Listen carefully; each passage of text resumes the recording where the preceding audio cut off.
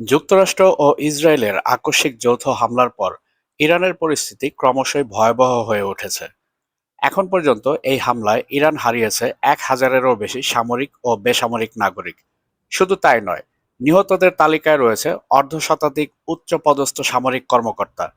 সবচেয়ে বড় আঘাত হিসাবে ইরান হারিয়েছে তাদের প্রাণপ্রিয় নেতা আয়াতুল্লাহ আলী খামেনিকেও।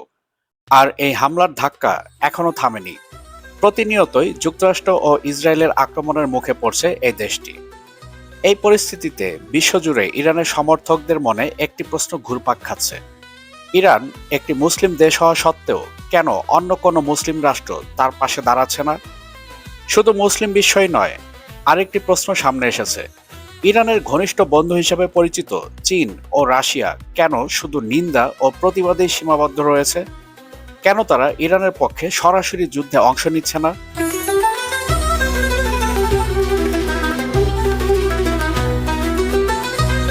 বিশ্লেষকদের মতে এই প্রশ্নের উত্তর লুকিয়ে আছে আন্তর্জাতিক কূটনীতির দুটি গুরুত্বপূর্ণ শব্দের মধ্যে। প্রথমটি হচ্ছে অংশীদার, আর দ্বিতীয়টি হচ্ছে মিত্র। কোনো দেশের সঙ্গে যদি অন্য একটি দেশের সামরিক জোট বা মিত্রতার সম্পর্ক থাকে, তাহলে আক্রমণের সময় সেই মিত্র দেশ সরাসরি যুদ্ধে অংশ নিতে পারে।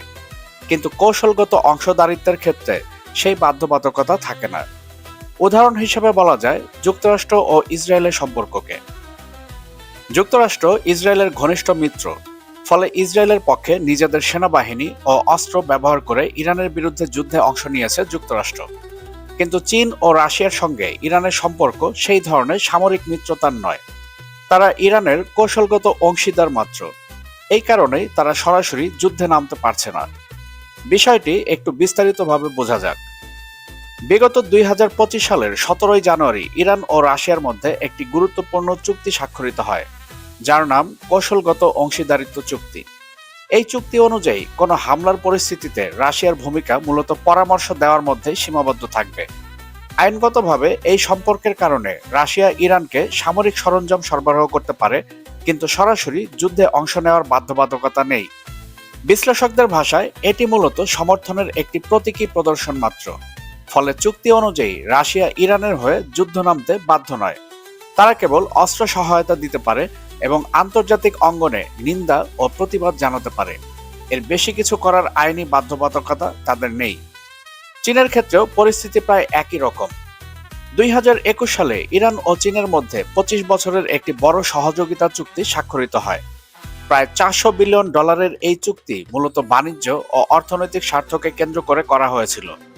চুক্তির আওতায় চীন ইরানকে ব্যাপক কৌশলগত অংশীদার হিসাবে বিবেচনা করে। বেইজিংয়ের কূটনীতিক ভাষায় ব্যাপক কৌশলগত অংশীদার বলতে মূলত বাণিজ্য ও অর্থনৈতিক সহযোগিতার সমন্বয়কে বোঝায়। এর সঙ্গে সামরিক জোটের সরাসরি সম্পর্ক নেই। আন্তর্জাতিক সম্পর্ক বিশ্লেষকদের মতে ইরানের সাধারণ মানুষ শুরুতে ধারণা করেছিল এই চুক্তি তাদের রাষ্ট্র ব্যবস্থাকে আরও শক্তিশালী করবে। কিন্তু বাস্তবে দেখা গিয়েছে এই চুক্তির ফলে চীনা পণ্যের জন্য ইরানের বাজার আরও উন্মুক্ত হয়েছে। এতে চীনের লাভই বেশি হয়েছে বলে অনেকের ধারণা। ফলে চীন ও ইরানের এই চুক্তিতেও এমন কোনো ধারা নেই যার মাধ্যমে ইরান আক্রান্ত হলে চীনকে সামরিকভাবে সহায়তা করতে হবে।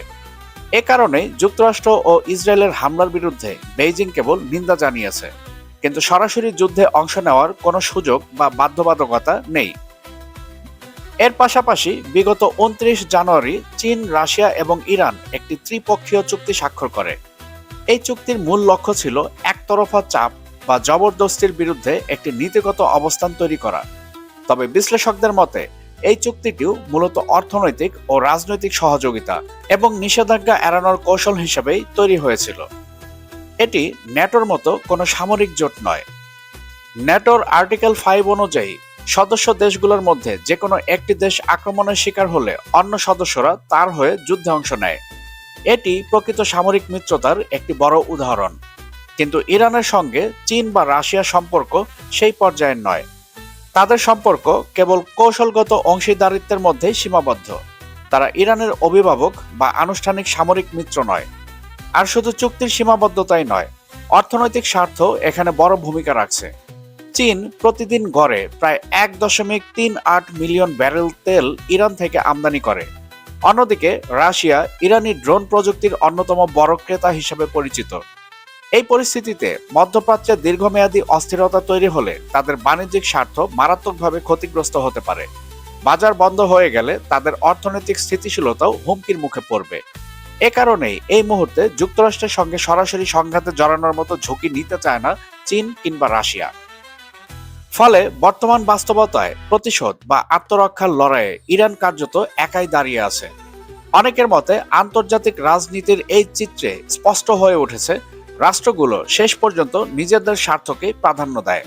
আর সেই স্বার্থের কারণেই অনেক মুসলিম দেশ কিংবা অন্যান্য রাষ্ট্র আজ ইরানের পাশে সরাসরি দাঁড়াতে এগিয়ে আসছে না। তবে চীন ঠিকই ইরানের পাশে দাঁড়াবে, হয়তোবা 2 সপ্তাহ পর। সামরিক বিশ্লেষকরা বলছেন, হরমুজ প্রণালী যদি বন্ধই থাকে, তেল রপ্তানি যদি বন্ধ থাকে, তাহলে চীনের শিল্প বন্ধ হয়ে যাবে, যা চীন কখনো চায় না। আবার চীন এটাও চায় না হরমুজ প্রণালী আমেরিকার দখলে যাক। অলরেডি চীন ভেনেজুয়েলাকে হারিয়েছে, যেখান থেকে প্রায় 60% তেল আমদানি করত। এখন যদি ইরানকেও হারায়, তাহলে চীনের শিল্প উন্নয়ন মুখ থুবড়ে পড়বে। তাই চীন নিজের স্বার্থেই খুব তাড়াতাড়ি ইরানের পাশে দাঁড়াবে। বাকিটা সময়ের ব্যাপার মাত্র। বন্ধুরা, আপনারা কি মনে করছেন? আপনাদের মূল্যবান মতামত অবশ্যই কমেন্টে আমাদেরকে জানাবেন। আমাদের ভিডিও ভালো লাগলে লাইক ও শেয়ার করবেন, আর আমাদের চ্যানেলটি সাবস্ক্রাইব করে all bell icon notification on করে আমাদের সাথেই থাকবেন। দেখা হবে পরবর্তী ভিডিওতে। ততক্ষণ পর্যন্ত সবাই ভালো থাকবেন, সুস্থ থাকবেন, বাংলাদেশকে ভালোবাসবেন।